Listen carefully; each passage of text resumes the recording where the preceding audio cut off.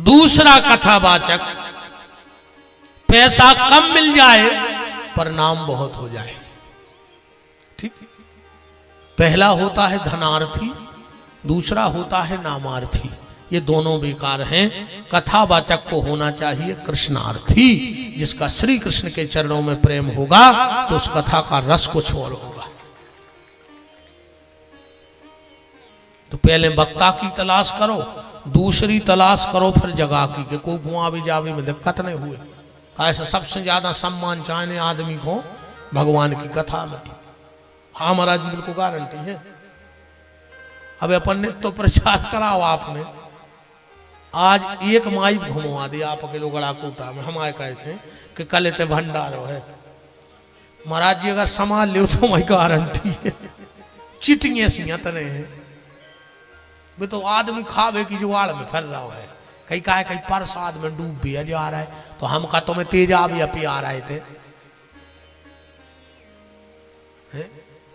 बता हमका जहर या उगल रहा है।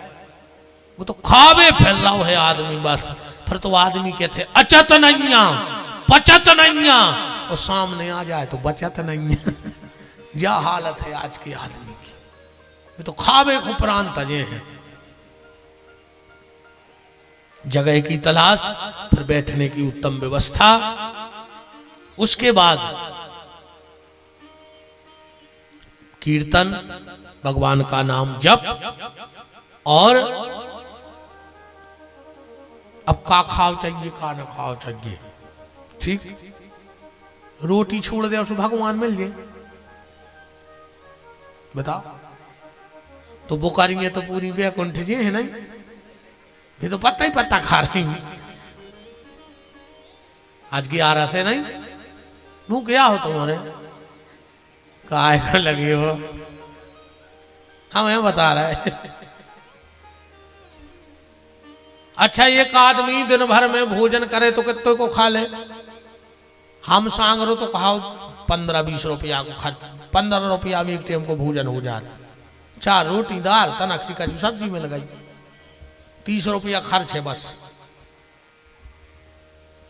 मान के चलो अपन 50 रुपया भी जोड़ ले तो 9 दिन के हो गए 450। 450 को खा लेता आदमी। अब कई गुरुजी ये वार तो अन्न को दान नहीं खाओ नौ दुर्गा में, वो किराने वाले को बिलाओ 18,000 को 14 किलो तो अगली मूंगफली खा लें भूंज भूंज, वो अन्न को दान ही नहीं खाओ। ऐसे उपास हम जिंदगी भर करत रहेंगे। ऐसे तुम्हारे नौ दुर्गा में करत हो जिंदगी अन्न न खे, ये सो माल मिले तो काटवे, सिंगारी को आटो अलग धरो, 10-12 बीर चाय पी लाई। उपास करो, अन्न का उपास करते हो अच्छी बात है, कभी कभी विचारों का उपास करो। आज 11 से आज हमें कोई कुछ कह दे हम जवाब नहीं देंगे, ऐसा उपास करके बताओ हमें का देना। आज हम किसी का गलत नहीं सोचेंगे। आज हमारी सास कितना डांट दे हम जवाब नहीं दें, ऐसे उपास करके बताओ। सकेली रोटी छोड़ दी, रोटी से हो रहा हो। भगवान ने कहूं नहीं कही कि रोटी छोड़ दे, खूब खाई, खूब खाए गए और वही खुतवाए। फिर यह मिल रही रोटी अगले जन्म में कहूं पड़ा भैंस बन गए तो सानी मिले है। हम तो खूब खा रहे अबे, हाँ पटांगलो जन्म का मिलने। फिर न देखो रोटी हो कुत्ता ही बन गए सो कोरा डार के मार है। और इसे अब अच्छे रोटी खाओ, कोई दिक्कत नहीं है, खूब भोजन करो। बस इतना ध्यान रखियो कि जितनो भोजन करो उस तन्नक ज्यादा भजन करत रहियो। भोजन में और भजन में बस इतना ही फर्क है। लिखना भोजन और भजन, तो भोजन में मात्रा है और भजन में मात्रा नहीं है।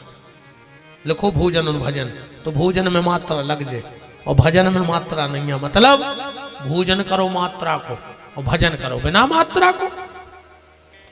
पर कई बार अपन भोजन के चक्कर में इतने मस्त हो जाते हैं कि भजन कर वो भूल ही जाते।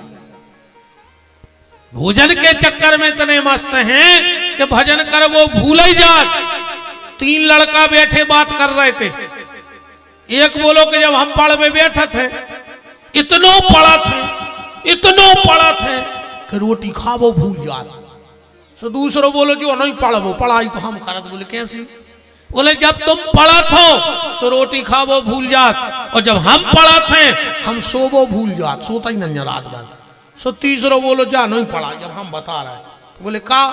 बोले जब तुम पढ़ा थो सो भोजन करवो भूल जात, जब तुम पढ़ा थो सो सोवो भूल जात, और जब हम पढ़वे बैठत सो पेपर देवो ही भूल जात। ऐसी पढ़ाई का काम की। भोजन करो पर भजन बंद न कर दो बस। ये में लिखो प्याज लहसुन ने खाओ चज्जी। ये सुन जा कि प्याज लहसुन खा ले तुम हाथ गोड़ी टूट जाए। हाँ तन तामस बढ़त है, सो भजन में मन नहीं लगे। अब ऐसे तो हमने इतने देखे हैं यार, महाराज जी भी प्याज को हाथ नहीं लगाए और प्याज में आधो गांव मुरा गए। आधो गड़ा कोटा खा लो। ऐसी प्याज छोड़े से का हो रहा। अच्छा एक और आदमी नाटक करें अलग से, जिन्हें प्याज छोड़ दी, जहां बैठो भाई हमने प्याज छोड़ दी, हमने प्याज छोड़ दी। तुमने कहा को किलो जीत लाओ। पहले अकेले सवेरे प्याज खाते, अब पूरे में बैठ के दिन भर प्याज आई प्याज। तो तुम तो दिन भर माला जप रहे हो प्याज की। ऐसे अच्छे तो खा ही लेते। जहां 4 दिन बैठ के लिए आजकल हम प्याज नहीं खा रहे, तो हमें काहे को बता रहे तुम तो जहर खा ले, हमें क्या करना है भाई? तुम का कर रहे हम का लेने देने, हमें जा बताओ। कछु आदमों की चिंता रहे की सुई आदत रहे। महाराज जी कछु तो नहीं खतरनाक रहे, अपन रोटी खा रहे। अब भी आए कहीं महाराज जी क्या कर रहा है, कह लगे सब आ रहे हैं और तुम्हारी का फूट गई, तुम्हें नहीं दिखा रहा होगा हम रोटी खा रहे हैं। तो जबरदस्ती चंदरवे की आदत रहे को।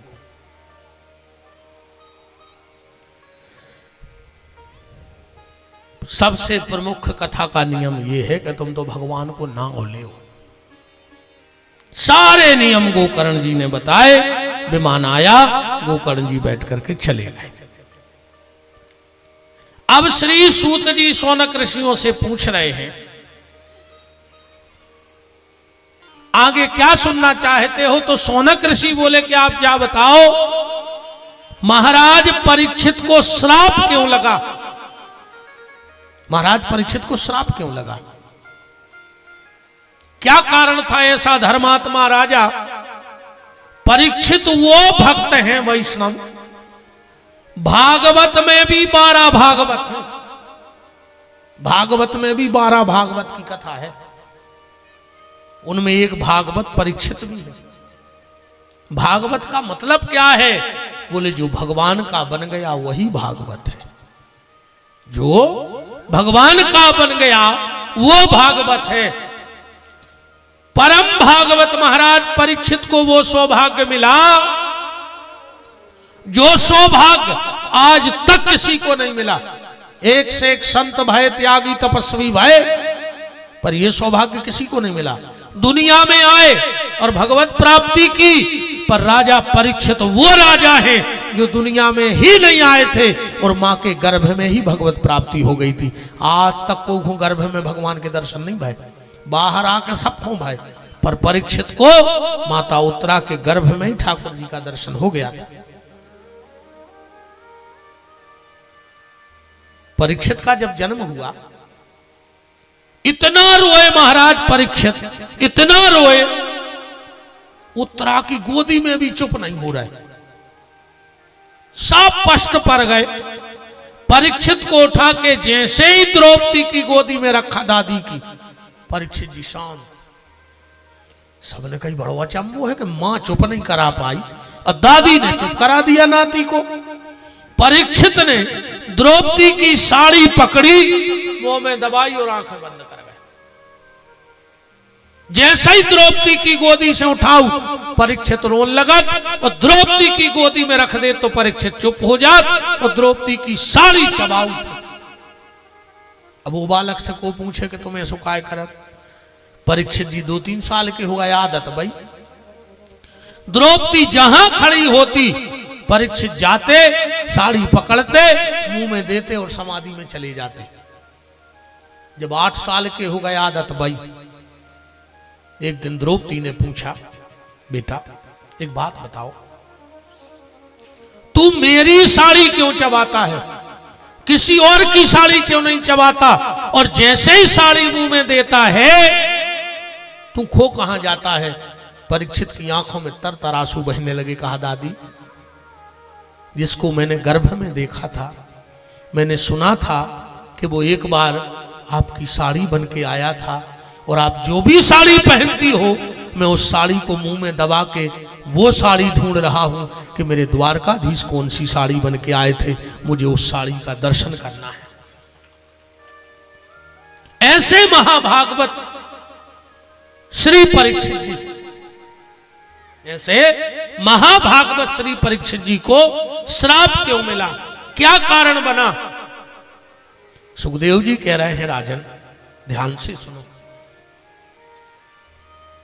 सूत जी बोले, सोनक ऋषियों ध्यान से सुनो, परीक्षित को श्राप क्यों लगा? परीक्षित को श्राप इसलिए लगा, महाभारत का बिल्कुल अंतिम दिन था, और महाभारत देखो एक शब्द पे महाभारत हो गया। शब्द तोल के बोलिए, शब्द के हाथ न पांव। शब्द के हाथ पांव नहीं होते। एक शब्द ने महाभारत करा दिया। जब इंद्रप्रस्थ बना और दुर्योधन आया इंद्रप्रस्थ में, ऐसी व्यवस्था थी कि जहां पानी भरो तो लगत तो पानी नहीं है, और जहां पानी होती है सो लगत तो नहीं है। दुर्योधन को लगो कि पानी भरो सो समार के चलने लगो, वो तो आतो ही नहीं। और एक जगह लगो के तो पानी नहीं भरो सो जाकर धाम में उतरो। द्रौपदी को हंसी आ गई और एक शब्द बोल दिया द्रौपदी ने कि अंधों के अंधे होते हैं। ये शब्द बैठ गए दुर्योधन के हृदय में। बोली का घाव नहीं भरता, गोली का भर जाता है। इसलिए कभी किसी से ऐसे शब्द मत बोलो कि उसको घाव कर जाए। ऐसे शब्द किसी को मत बोलना। शब्द ब्रह्म है, शब्द परमात्मा है, शब्द श्रद्धा है, शब्द भक्ति है, शब्द श्रद्धा है, शब्द समर्पण है। इसलिए उस शब्द का सम्मान करो, उसका सम्मान करो शब्द का। और दुर्योधन ने इसका जवाब दिया, महाराज जी, जब सभा में द्रौपदी को घसीट के लाया गया तो दुर्योधन कह रहा है कि द्रौपदी, तूने एक बार मुझे अंधा कहा था कि अंधों के अंधे होते हैं, हम तो अंधे हैं, पर क्या ये तेरे पति भी अंधे? क्या ये तेरे पति भी अंधे हैं? क्या इनकी आंखें चली गई? क्या आज अपनी पत्नी को निर्वस्त्र होते हुए देखेंगे? आज मैं आंख वालों को अंधा बना के बताऊंगा, ये आंखें बंद कर लेंगे, आज मैं वो करूंगा। पूरी सभा बैठी है, पूरी सभा,